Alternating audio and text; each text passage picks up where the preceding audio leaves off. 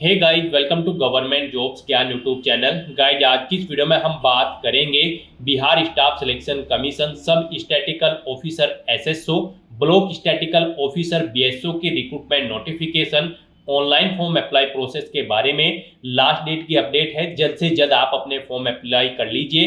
केवल 4 दिन का समय यहाँ पर आपके पास रह गया है। अगर आप अपना कैरियर बिहार कर्मचारी चयन आयोग में एज ए बीएसओ या फिर एसएसओ क्रिएट करना चाहते हैं, यहाँ पर कैसे आप Bihar staff selection commission BSO और एसएसओ के 682 खाली पदों को भरने के लिए अपना फॉर्म अप्लाई कर सकते हो बिना कोई मिस्टेक किए हुए। इसकी पूरी जानकारी हम आपको स्टेप बाय स्टेप रजिस्ट्रेशन से लेकर प्रिंट तक इस वीडियो में देंगे। बस आपको इस वीडियो को स्किप के बिना शुरू से लेकर एंड तक देखना है। उसके बाद वीडियो पसंद आए तो इसे लाइक और शेयर कर दें। चैनल पर नए हो तो इसे सब्सक्राइब कर लें। साथ ही साथ यहाँ पर आपको फॉर्म अप्लाई करते हुए जो भी प्रॉब्लम फेस हो रही है उन सभी का हल आपको इस वीडियो में मिल जाएगा। और हम आपको ये भी बताएंगे कि कौन सी वो कॉमन मिस्टेक है जिसे करने से यहाँ पर आपका एप्लीकेशन फॉर्म रिजेक्ट हो सकता है। तो आपको उस मिस्टेक को अवॉइड करते हुए अपना फॉर्म अप्लाई करना है और अंतिम समय में आपको अपना फॉर्म रिजेक्ट होने से बचाना है।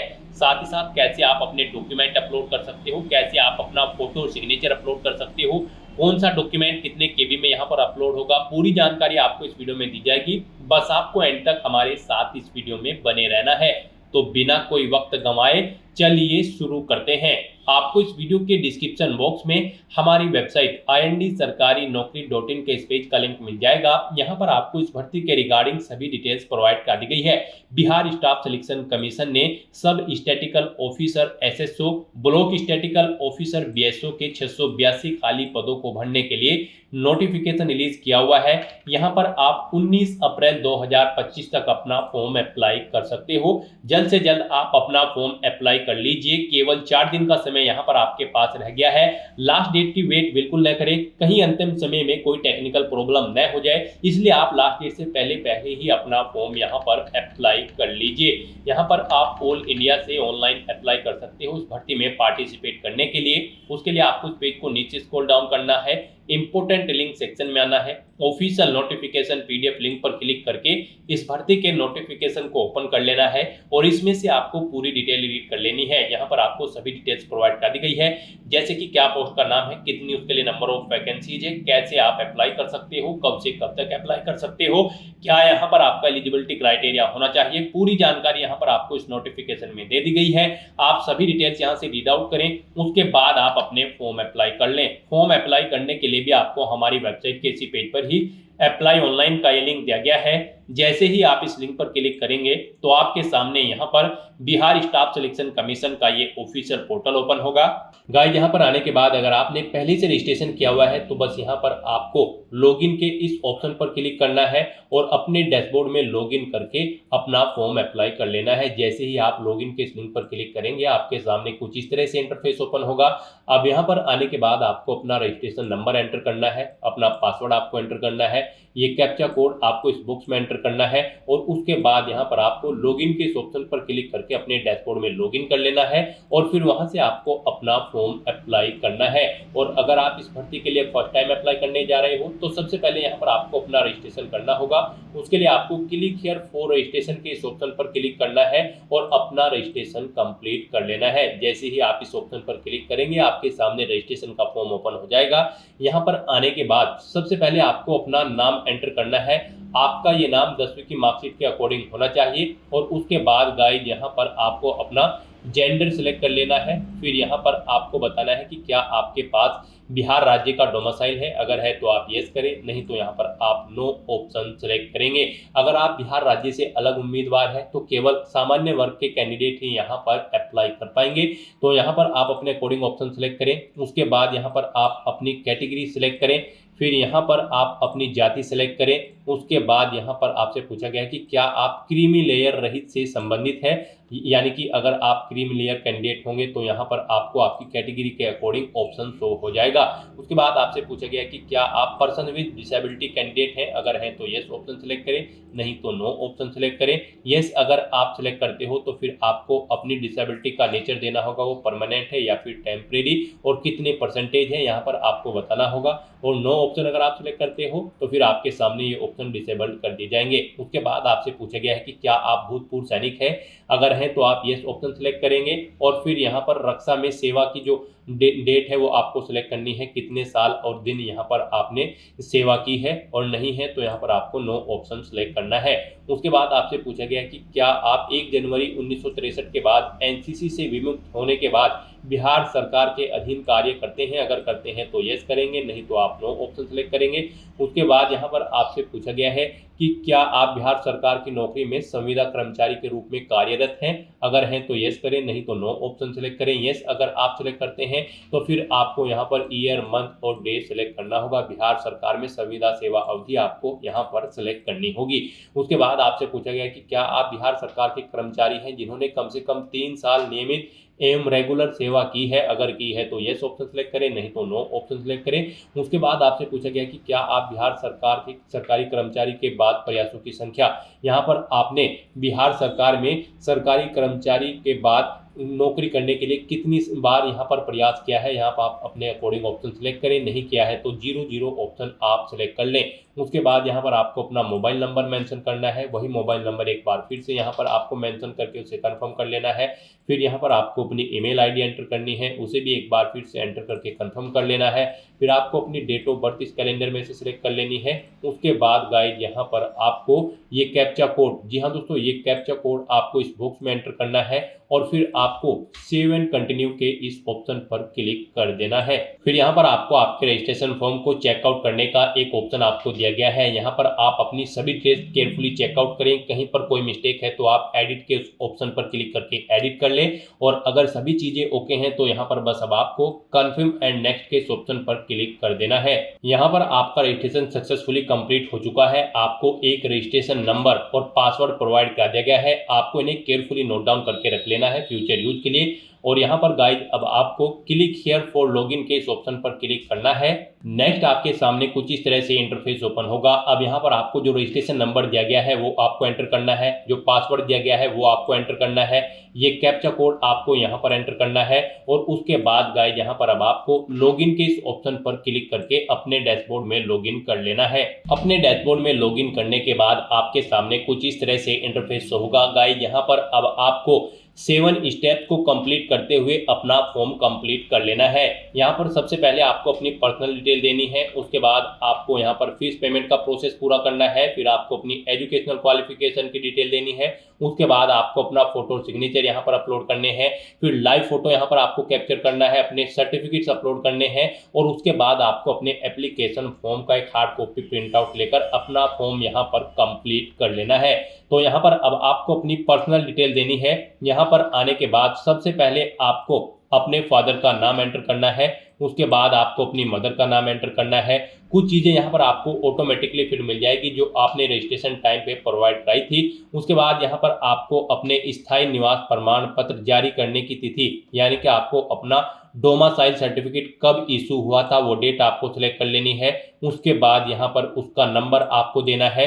फिर यहाँ पर आपको उस अथॉरिटी का नाम सेलेक्ट करना है जिसने आपको डोमासाइल सर्टिफिकेट प्रोवाइड कराया है, CORO, SDO, DM या फिर अदर। और अगर इनमें से नहीं है वो अधिकारी तो यहाँ पर आपको अदर ऑप्शन सेलेक्ट करना है, और फिर आपको यहाँ पर उस अधिकारी का यहाँ पर पद का नाम आपको एंटर कर देना है। उसके बाद यहाँ पर आपको, अगर आप रिजर्व कैटेगरी से बिलोंग करते हो तो फिर यहाँ पर आपको अपना कैटेगरी सर्टिफिकेट नंबर देना है, कब आपको वो इशू हुआ है वो डेट आपको सिलेक्ट कर लेनी है। उसके बाद यहाँ पर आपको किसने वो इशू कराया है, यानी कि आपको आपका जो कास्ट सर्टिफिकेट है वो किस अथॉरिटी प्राधिकार ने प्रोवाइड कराया है, जैसे कि CORO, SDO, DM या फिर अदर ऑप्शन। अगर इनमें नहीं है वो पोस्ट तो आप अदर ऑप्शन सेलेक्ट करें और फिर उसकी डेजिग्नेशन यहाँ पर आप एंटर कर दें। उसके बाद आपको इस पेज को नीचे स्क्रॉल डाउन करना है और फिर यहाँ पर आपसे पूछा गया है कि क्या आप स्वतंत्रता सेनानी के आश्रित हैं, अगर है तो यस करेंगे, नहीं तो आप नो ऑप्शन सेलेक्ट करेंगे। यस अगर आप सिलेक्ट करते हैं तो फिर यहाँ पर आपको फ्रीडम फाइटर का सर्टिफिकेट नंबर देना होगा और फिर स्वतंत्रता सेनानी प्रमाण पत्र जारी करने वाले अधिकारी की डेजिग्नेशन यहाँ पर आपको सिलेक्ट करनी होगी। और अगर आप स्वतंत्रता सेनानी के आश्रित नहीं है तो आप नो ऑप्शन सेलेक्ट करें। उसके बाद यहाँ पर आप अपनी नेशनैलिटी सिलेक्ट करें। उसके बाद आपसे पूछा गया कि क्या आपके पास आधार कार्ड है, अगर है तो आप येस ऑप्शन सेलेक्ट करें और आधार कार्ड का नंबर आप अपने यहाँ पर एंटर कर दें, नहीं है तो आप नो ऑप्शन सेलेक्ट करें और फिर यहाँ पर आप अपना कोई आईडी प्रूफ, पहचान प्रमाण पत्र सेलेक्ट करें, voter ID, driving licence, PAN card या फिर पासपोर्ट, और उसका नंबर यहाँ पर आप एंटर कर दें। उसके बाद आपकी बॉडी पर कहीं कोई कट या तिल का निशान है तो उस पैलेस का नाम यहाँ पर आप एंटर करें, नहीं है तो आप नो मार्क यहाँ पर एंटर कर दें।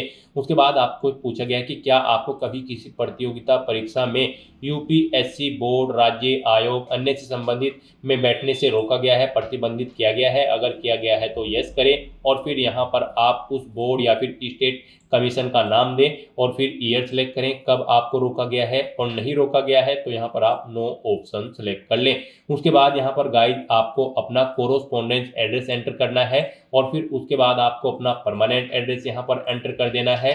और अगर आपका कोरोस्पोंडेंस एड्रेस आपके परमानेंट एड्रेस के अकॉर्डिंग सेम है तो आप इस चेकबॉक्स को ओके कर दें। ऑटोमेटिकली आपका परमानेंट एड्रेस आपके कोरोस्पोंडेंस एड्रेस के अकॉर्डिंग यहाँ पर फिल हो जाएगा। इस तरह से अपनी डिटेल यहाँ पर फिल करने के बाद फिर आपको सबमिट के इस ऑप्शन पर क्लिक करना है।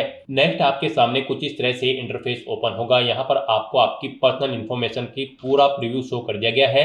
आप सभी डिटेल्स केयरफुली चेकआउट करें और यहाँ पर अगर कोई मिस्टेक है तो आप click here for edit detail के इस ऑप्शन पर क्लिक करके एडिट कर लें। और अगर सभी चीजें ओके हैं तो बस अब आप इस पेज को नीचे स्क्रॉल डाउन करें और फिर यहाँ पर आप प्रोसीड फॉर पेमेंट के इस ऑप्शन पर क्लिक कर दें। अब यहाँ पर आपके सामने पेमेंट का ऑप्शन शो होगा। यहाँ पर आप एसबीआई या फिर आईसीआई के ऑप्शन के थ्रू फीस पेमेंट कर सकते हो, तो यहाँ पर आप अपने अकॉर्डिंग ऑप्शन सेलेक्ट करें और उसके बाद प्रोसेस ऑनलाइन पेमेंट के इस ऑप्शन पर क्लिक कर दें। उसके बाद आपके सामने फीस पेमेंट का इंटरफेस ओपन हो जाएगा। यहाँ पर आप debit card, credit card, net banking या फिर यूपीआई के माध्यम से अपना फीस पेमेंट कर सकते हैं। यूपीआई आपके लिए बेस्ट ऑप्शन रहेगा। आप यूपीआई के ऑप्शन पर क्लिक करें और अगर आप अपनी यूपीआई आईडी जानते हैं तो यहाँ पर आप एंटर यूपीआई आईडी के ऑप्शन पर क्लिक करें। यहाँ पर अपनी यूपीआई आईडी एंटर करें और वैलिडेट यूपीआई आईडी ऑप्शन पर क्लिक करते हुए अपना फीस पेमेंट कर दें, या फिर आप यहाँ पर क्यूआर कोड के थ्रू भी अपना फीस पेमेंट कर सकते हो। आप यूपीआई क्यूआर के ऑप्शन पर क्लिक करें और पे नाउ के इस ऑप्शन पर क्लिक करें। उसके बाद आपके सामने यहाँ पर एक क्यूआर कोड शो कर दिया जाएगा। आप इसे अपने यूपीआई से स्कैन करें और अपना फीस पेमेंट कर दें। सक्सेसफुली फीस पेमेंट करने के बाद आपको आपके डैशबोर्ड में डायरेक्ट कर दिया जाएगा। अब यहाँ पर आपके 2 स्टेप कंप्लीट हो चुके हैं। अब आपको अपनी एजुकेशनल क्वालिफिकेशन की डिटेल देनी है, तो यहाँ पर आपको स्टेप 3 एजुकेशनल डिटेल के इस ऑप्शन पर क्लिक करना है। नेक्स्ट आपके सामने यहाँ पर कुछ इस तरह से इंटरफेस ओपन होगा। अब यहाँ पर आपको अपनी एजुकेशनल क्वालिफिकेशन की डिटेल देनी है।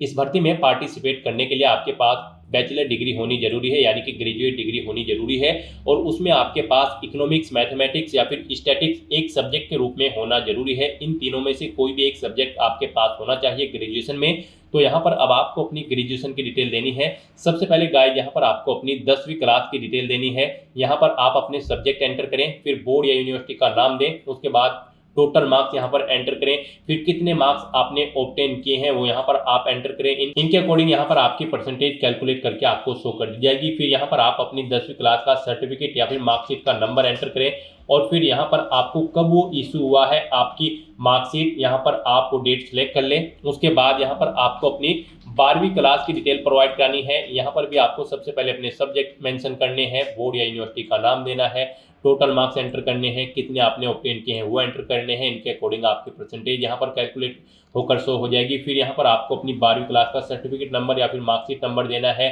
कब आपको वो आपकी मार्कशीट इशू हुई है वो डेट यहाँ पर आपको इस कैलेंडर में से सिलेक्ट कर लेनी है। फिर यहाँ पर आपको अपनी ग्रेजुएशन की डिटेल देनी है और यहाँ पर आपको कोर्स सिलेक्ट करना है और फिर यहाँ पर आपको अपना सब्जेक्ट सिलेक्ट करना है, किस सब्जेक्ट में आपने अपनी ग्रेजुएशन कंप्लीट की है। फिर यूनिवर्सिटी का नाम देना है, टोटल कितने मार्क्स थे वो देने हैं, कितने आपने ऑब्टेन किए हैं वो देने हैं। फिर आपको आपके मार्क्स के अकॉर्डिंग यहाँ पर परसेंटेज कैलकुलेट करके शो कर दी जाएगी।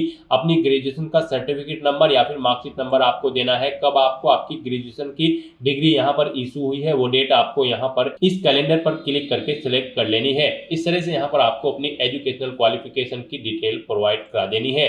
फिर यहाँ पर आपसे पूछा गया है कि क्या आपको यहाँ पर वर्क एक्सपीरियंस है, अगर है तो आप यस के ऑप्शन पर क्लिक करेंगे और फिर यहाँ पर आपको अपना एक्सपीरियंस सर्टिफिकेट नंबर देना होगा। फिर यहाँ पर आपको अपना आपका जो एक्सपीरियंस सर्टिफिकेट है कब वो इशू हुआ है वो डेट आपको यहाँ पर सिलेक्ट कर लेनी होगी इस कैलेंडर के ऑप्शन पर क्लिक करके। फिर यहाँ पर आपको ऑर्गेनाइजेशन का नाम देना है, अपनी डेजिग्नेशन देनी है, कब से कब तक आपने वर्क किया है वो डेट आपको इन कैलेंडर में से सिलेक्ट कर लेनी है। यहाँ पर अगर आपको एक से ज़्यादा जगह वर्किंग एक्सपीरियंस है तो यहाँ पर आप उसकी डिटेल प्रोवाइड करा सकते हैं वन बाय वन करके। एक जगह वर्किंग एक्सपीरियंस है तो एक ही जगह की डिटेल आप यहाँ पर प्रोवाइड करा दें। और गाइज अगर आपको एक्सपीरियंस नहीं है तो यहाँ पर आप नो के इस ऑप्शन पर क्लिक करेंगे और फिर आपको ये डिटेल प्रोवाइड नहीं करानी है। इस तरह से अपनी डिटेल यहाँ पर प्रोवाइड कराने के बाद फिर आपको सबमिट के इस ऑप्शन पर क्लिक कर देना है।